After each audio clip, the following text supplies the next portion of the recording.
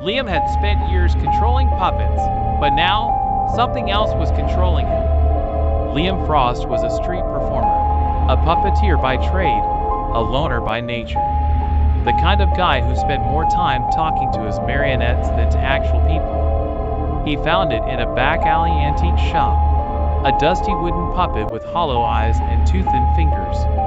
The old man behind the counter practically shoved it into his hands, whispering something Liam barely caught. "It's yours now. Just don't look too long in the mirror." That night, Liam stood in his dimly lit apartment, facing the full-length mirror by his workbench. He pulled the strings, and the marionette, thin, pale, its joints clicking like bones, moved perfectly. But something was wrong. His reflection wasn't pulling the strings. His reflection was watching him. Liam blinked, his breath hitching. He pulled the puppet's left hand up. In the mirror, his own hand lifted instead. He let go of the control bar, but the reflection stayed frozen, his own eyes staring back, his hand still raised. And then, slowly, his reflection waved at him. With an extra hand, Liam stumbled back, knocking over a chair. The marionette twitched where it sat. No, that wasn't possible. It was a trick of the light, exhaustion, something.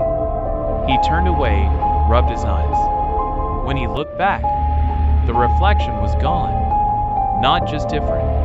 Gone. The mirror showed his apartment, but he wasn't in it anymore. The puppet strings yanked themselves up, its head twisting toward him.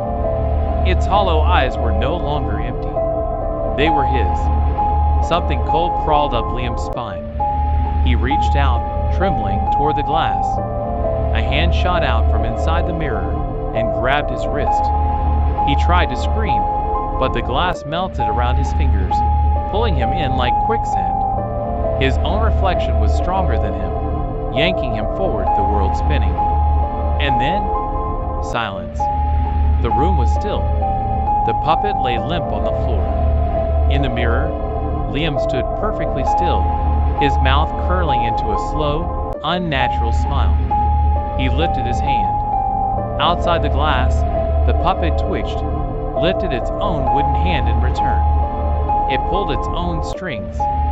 And Liam couldn't do a damn thing about it. The next morning, people passed Liam's usual street corner. A puppet sat on the ground, staring blankly at the world.